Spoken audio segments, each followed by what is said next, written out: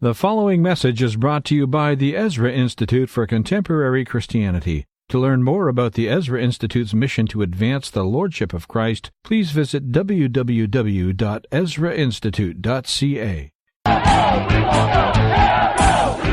Most irresponsible, disgusting pig alive in the world. Shut up for a second, please. We're in a cultural war, How do you think you are talking to me like that? I resent the fact that your implication that only you are an idiot. The culture war is back.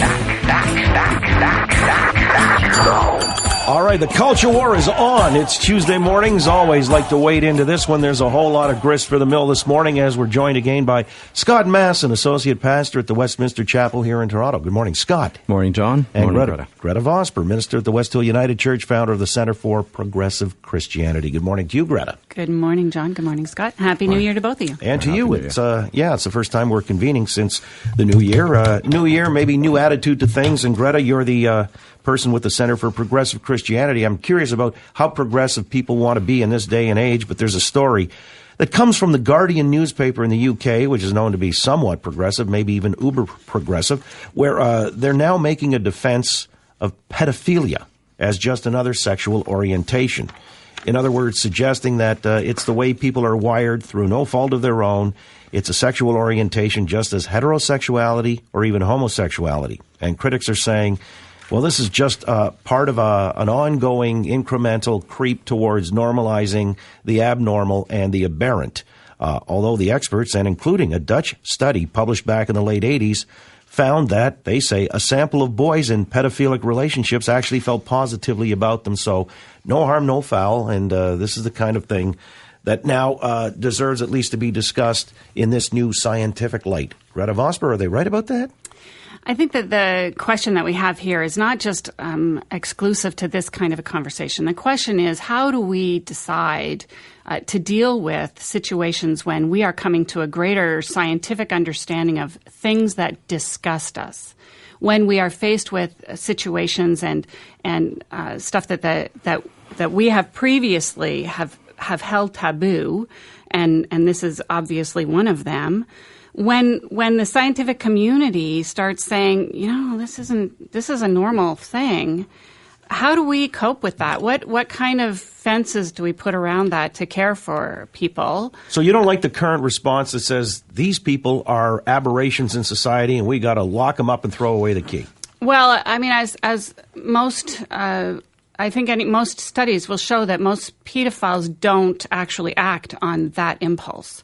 That sexual predators are a different story, and sexual predators, of course, are not confined to pedophiles, and they're not confined to homosexuals or heterosexuals. All right, so they're across the just board. So we're straight on our definitions, it's anybody who has an inclination, sexual preference for young boys primarily, or just young people, minors. Right. And if someone has a predilection for that and they don't act on it, then no, you certainly wouldn't lock them up and put them away. Well, I guess you can only, this is like Minority Report, you can't start convicting people of crimes they didn't actually commit. But still in all, the idea that somehow this move to understand pedophilia in a new context as a sexual orientation, Greta says, we have to have that larger discussion, Scott, or do you see this as a dangerous development?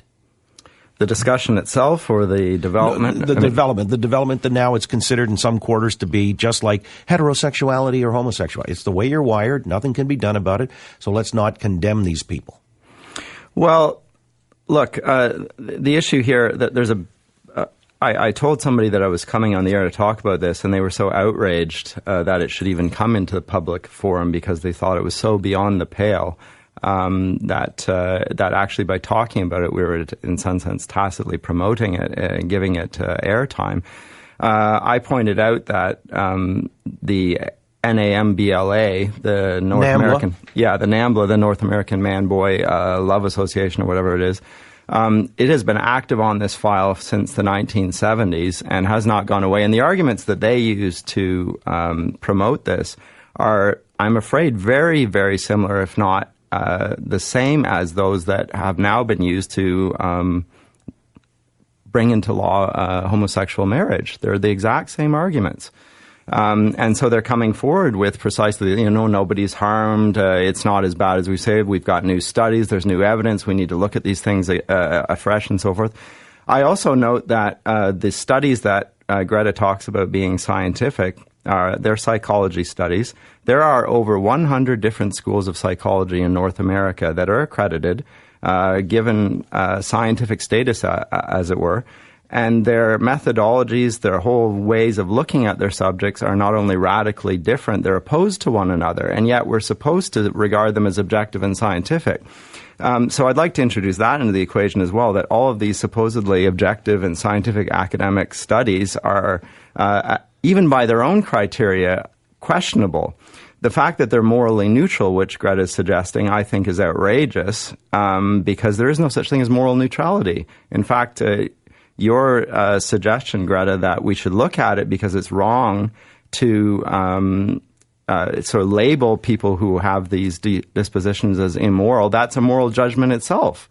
You know, it's wrong. Where do you get the idea that it's right or wrong to do that? Other than that's a moral judgment, that it's wrong to prevent people from doing this or to convict them. I'm not saying, by the way, that they have the inclination, the desire. That's not wrong. As I say, we're not in Minority Report. We're talking about the activity of it. And there was a parliamentary committee that heard evidence from some activists that they should, as a consequence of this, get rid of the age of consent because of the new science that's coming forward. So, and in that case, we're not talking just about people who feel attracted to minors. We're talking about people who act on it. And those can be people that aren't even attracted to them. And in fact, I think in that Guardian article, it said only 20% of the sexual abusers of children are actually true pedophiles. Mm-hmm. So how do you distinguish between, even on that front? So you're saying we're on a slippery slope. I want to make it clear that what I was saying is that we can't actually act against people who have the predilection but don't act on it. Well, and I'm saying that we still continue. I mean, I don't want anyone to think that I think that pedophilia behavior is appropriate. But if you have that predilection, I'm saying we've got to have a fence around it. But if you have a predilection towards kleptomania, or if you have a predilection towards pyromania, we put fences around those things, and we say this is inappropriate behavior, and we make them a criminal offense. All right, but what you're saying here is only until it's acted upon. But then, in the case of somebody who's let's say their self-awareness is they're a pedophile. I don't know. Do they have a duty to self-report? Do we try to because the argument going the other way from the Guardian is that pedophilia is a normal part of the human condition, mm-hmm. and adult sexual attraction to children is just part of the continuum of human sexuality. And the adult protection of children is a responsibility that we have.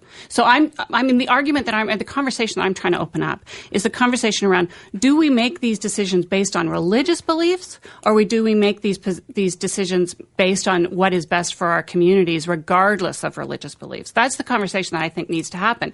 And I think that we'll probably end up in exactly the same place. But until we decide how we're going to make those decisions, the next thing that comes forward will have the same argument. So let's step back, have the conversation about how we make these kinds of decisions in our culture, and then. But this is why we're having this discussion. When we're disgusted with the next thing that comes forward. Hang on, Greta. This is why we're having the discussion. We're having the debate about what we do, how we're framing the question. See, when Scott says the same arguments are being used today to whether it's rationalize or justify pedophilia, as had been used with homosexuality back in the day, that it was considered a disorientation. Exactly. Well, hang on. Extramarital sex, the same thing. Well, all right. So what you're saying is that's just part and parcel of the same thing here. So Scott is striking a cautionary note. I don't mean to put words in your mouth, Scott. No, you're right. saying if the same arguments are applied, ultimately the same outcomes will be affected. Well, it would be illogical and contradictory. Is it leading to the normalization and acceptance of pedophilia? That's precisely what's happening. It may be leading to the normalization and acceptance of pedophilia. It is not necessarily leading to the normalization and acceptance of predatory pedophilia behavior. How would you distinguish between the two? In the same way that we have not normalized and made acceptable predatory homosexual or heterosexual behavior. Both of those are still condemned and by the community at large. But with minors, and this would continue to have to be condemned. But we cannot distinguish the two. That's the point. Like, as I say, the Guardian article suggests that true pedophiles are only 20% of the abuse cases. In other words, 80% are those who aren't true pedophiles. They just happen to have the opportunity and act upon it. How do you distinguish between the true pedophiles and those who just act upon it? I'm not sure what your point is. My point there is that in both cases a violation takes place, and it has nothing to do with the inclination that. And in both cases, and so the child that's what we should be dealing with: the violation. Not the in both whatever cases, it was it's a violation. That got them there. It's a violation no matter what, and that's the difference in our positions. There is you don't think that as long as there's some sort of consent and they're really acting upon it, that there's something wrong there. I think it's wrong no matter what the case is, and I do think that this is the direction it's going because it's precisely the same arguments that were used to legalize homosexuality. They are exactly the same arguments. And homosexuality should have been legalized. No, Absolutely. I think not. And there we For are. precisely the same reason. There's the question. How do we make these decisions? Do we make them based on religion and religious beliefs, as Scott would, around homosexuality, or do we base them on what is best for the community as a whole and the members within it? All right, or as to extend your thought or line of reasoning, Greta, humanitarianism would say, correct, you're not sick in the head, you've just got this predilection for young boys or young girls, and we're going to understand it in that context as long as you don't exploit them or you're not a predator. As long as they like it, as long as they're not damaged, as long as there's consent, all that sort of thing. I think we need to have very, very, very strict fences around that. I'm not saying, right, it's okay. So, I have not said it is okay. I just want callers to hear that so they don't, go off in hysteria about that when I haven't said that. But you're not also condemning it and saying this is something that's twisted or the wiring is all askew. You're saying we just have to understand it as a continuum of the sexual spectrum. Correct. No more than the wiring is askew for other behaviors that could be extremely violent and dangerous to members of our society. All right. Well, let's see how the folks feel about it. This a piece in The Guardian where some critics are suggesting it's trying to normalize the notion of pedophilia as a sexual orientation rather than a deviancy. What say you? Do we need to have this discussion, and do you think that ought to be maybe a reframing of the term of reference?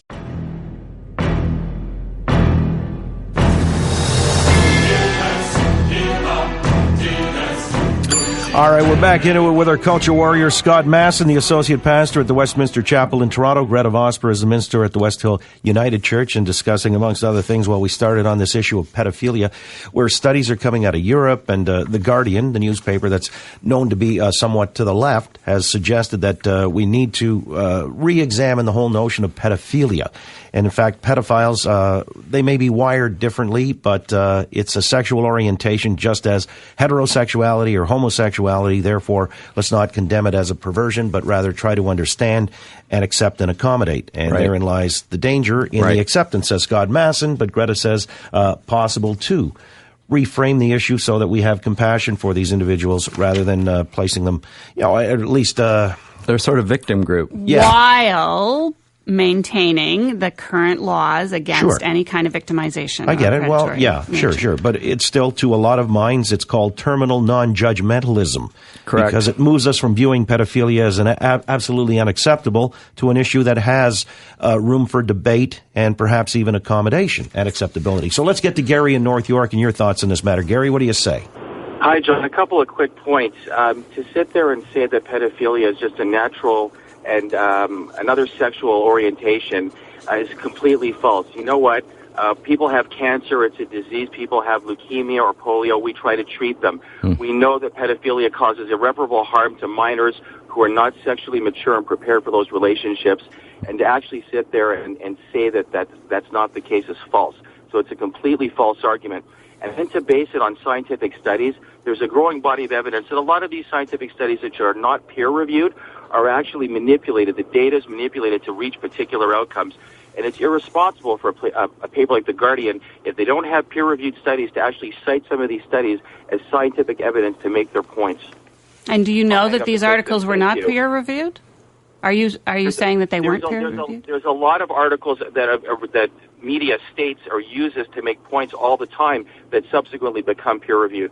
Shall we go to the biggest one ever? Al Gore, not that I want to get into that subject, but Al Gore in his movie turning around and making all kinds of outrageous scientifically based claims which were later debunked. So it happens all the time. There's a lot of bias in the media, and they use science to try to make points, and the science has been manipulated. Okay, but on caller on this, it does seem to have. See, this is the conundrum. There is a movement, and there are two eminent researchers that testified to a Canadian Parliamentary Commission last year, and also the Harvard health letter of July 2010. They said that pedophilia is a sexual orientation and therefore unlikely to change. So this is not junk science. I happen to think it still is junk science, but it's official junk science. It's in the Harvard Mental Health Letter, and it's being testified before the Canadian Parliamentary Committee. So it's not just as crazy as it sounds, or it is as crazy as it sounds, but it's, as I say, it's gaining a hearing in circles of scientific respectability, and as a consequence, I think it is of genuine concern, and it ought to concern the public. All right, so you think there are the shifting sands of social mores in play here. As a matter of fact, there's another study between 98 and 2000 out of the University of Chicago that claims such relationships entered into voluntarily are, quote, nearly uncorrelated with undesirable outcomes. In other words, if they don't harm any of the parties, they should be accepted. And so that's the risk is the acceptance, I guess, and that's really the nub of the argument, whether or not we're ready to go there. And again, with certain social strictures, as we do apply laws in other cases, Greta says, how we deem consent. I mean, we need to identify what consent means. All right. Like who has the ability to have consent? We don't need to identify children that. Don't have that ability. We don't need to until a certain point. All right, let me get Gary in here in the beach. Gary, what do you say? I'm chomping at the bit. Science doesn't have a darn thing to do with this. And who the hell didn't predict this? 4 IQ points and below. Further on down this slippery slope, I believe that an extreme backlash against alternative sex lifestyles is inevitable. I predict that there will not be a gay parade in 10 years because of the backlash. Thanks, guys. All right. It's always been a part of the community, I'm afraid. Right, and you're saying that this is just the other shoe waiting to drop, and there are people who have already facilitated that or put the wheels in motion to drop it. This is precisely what was said when the gay marriage thing came forward. People said that the movement to legalize pedophilia and polygamy, these would fall hot on the heels of it, and that's precisely what's happening. All right, I want to extend the segment and come back and talk about, again, corrupting morals in a couple of different ways. Our society, of course, has to be eternally vigilant. That's the price we pay for our freedoms and certain morality or standards of this. Can we do that with Greta Vosper and Scott Masson? I'll broach a couple of new talk topics in a quick succession here and get your take as the culture war continues.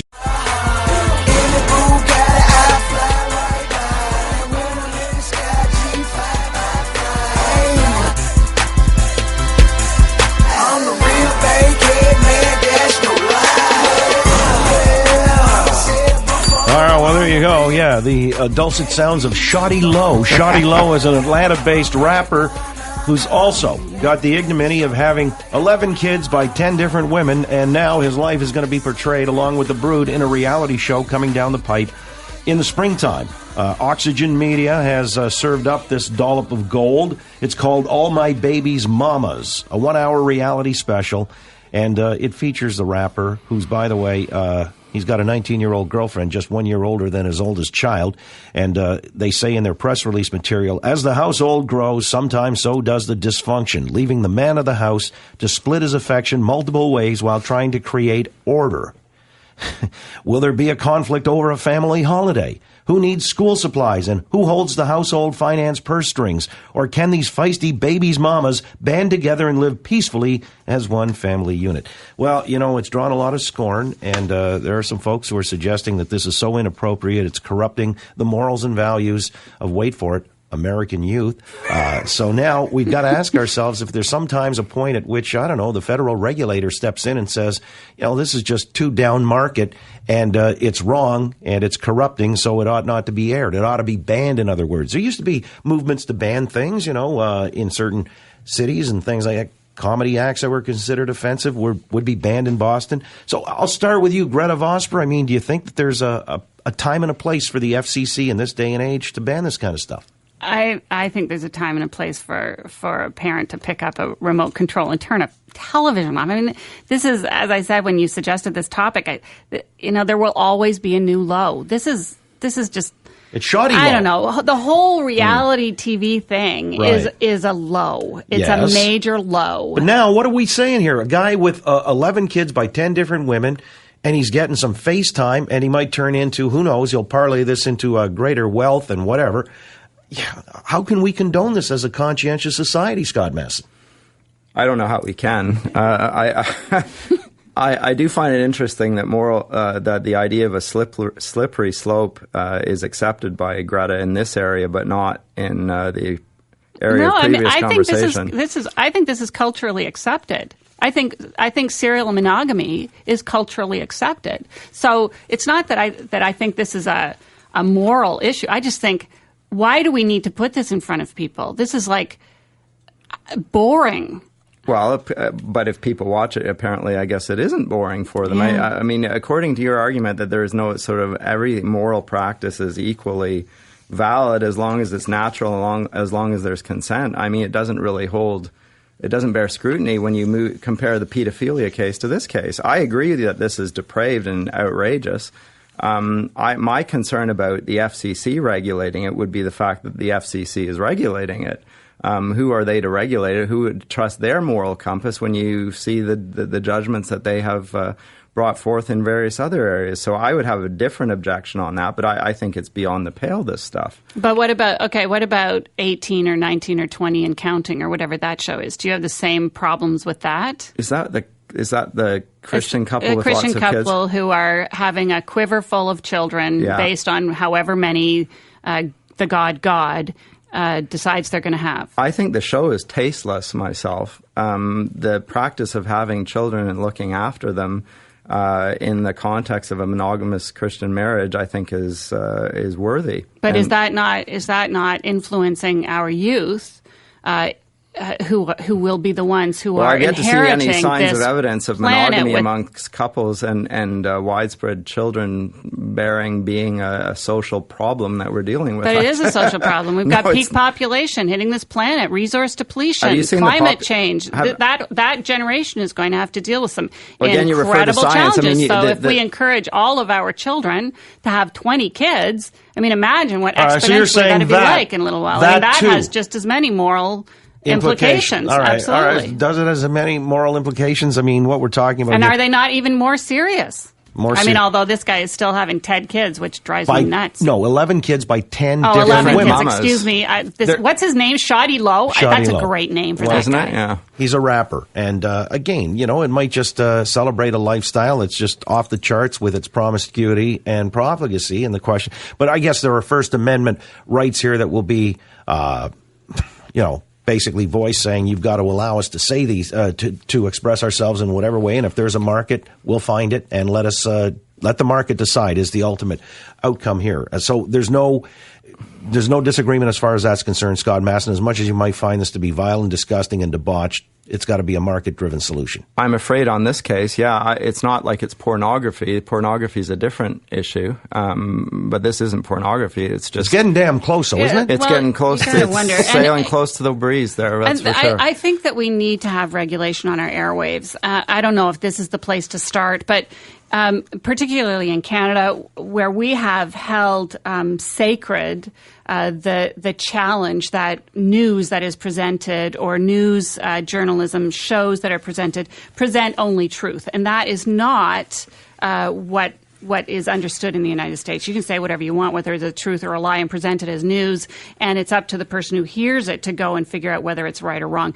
So those kinds of regulations, I think we need to have regulations like those in Canada, whether Shoddy Low, and I saw you rocking to that music, John. Oh, yeah. Well, whether Shoddy Low should have his own show that's is what, really the problem really is he was rocking with his baby mamas, and that's created the dilemma that isn't an exemplary thing for society. Abraham, you wanted to weigh in on this? Shows like this, do you think there's a place for the regulator or the state to step in and draw a line? No, because in the U.S., this is common practice for the culture that the people are from. So let it go. And the thing is, the family that's having a monogamous relationship with 20 children or whatever they're having, that's great because that's showing family. That's why India and China are killing us when it comes to population and control over other countries. So if a monogamous relationship is loving and has a lot of children, go ahead. But out of this black honey boo-boo, let it go. Let them mush their minds. Who cares? Who cares? Well, all right. The other idea, and I'll just go in rapid-fire succession here, is a story. It's a tragic one out of Belgium, where two brothers, 45, they're twins, decided they didn't want to live apart. They're deaf to begin with, but going blind by the doctors, the prognostication. And so what they're saying is, or they did back in December, we don't want to live in that state. And they were euthanized. That was their wish, to be euthanized. I'm not sure the distinction between doctor-assisted suicide or euthanasia, but still in all, Belgium allows for it, so does Holland.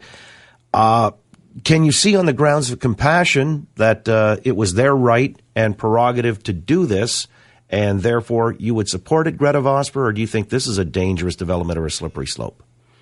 I think that we should have a right to how our lives end, and particularly if there are extenuating medical circumstances that are going to continue to reduce our sense of dignity, our quality of life as we determine it, not as someone else determines it. I think that those issues are important. At the same time, I remember we were having a conversation just a few weeks ago, or we were thinking of having a conversation about the termination of a life that medical professionals felt was not going to be able to recover any kind of quality of life, but the family did not want to terminate that. And so the ethical challenges about this conversation are huge. And again, how do we make these decisions? Do we make them based on religious ideas, or do we base them on what is best for the community and the individuals within it? Well, the free individual. As if there was either or, yeah. All right, well, Scott Masson, we'll give you a final word on this. Obviously, we've run out of time. It's unfortunate. I've got other stuff, but we'll save it to another day. But do you think, in the case of the Belgian twins, where they expressed their free will, as I get it, they weren't coerced, they had a right to ask to be euthanized? Well, according to the Belgian laws, the question of whether the Belgian laws are moral and just and right, I happen to think that they are not, because our lives are not our own. Because we are not our own creator, I think we have a responsibility to God and to one another. And I don't think that those rights extend to taking our own lives. I don't think they extend over our bodies. If otherwise, we could sell ourselves into slavery, and that would be wrong as well. I just couldn't put that kind of a God over me. Whatever. That would leave people's lives I'm to finish in such here. horrific Thank you, Greta. situations. If it were otherwise, again, the child who gave consent could also give consent to sell him or herself into slavery and agree along with that. We don't have that sort of prerogative over our own selves, and that includes death. I think this is a terrible thing, and I do think it's a slippery slope, and according to Greta's conversational criteria, there is no norm. All right, and on that note, we'll end. I appreciate it, as always. Very heady discussion. There's a lot of heavy topics here this morning. And then there's also Shoddy Low. Scott Masson, Associate Pastor at the Westminster Chapel in Toronto. Greta Vosper, Minister at the West Hill United Church. Thank you both. Thank you for listening to this message brought to you by the Ezra Institute for Contemporary Christianity. Please feel free to share it with friends, but do not charge for or alter the material in any way without the express written consent of the EICC. Thank you.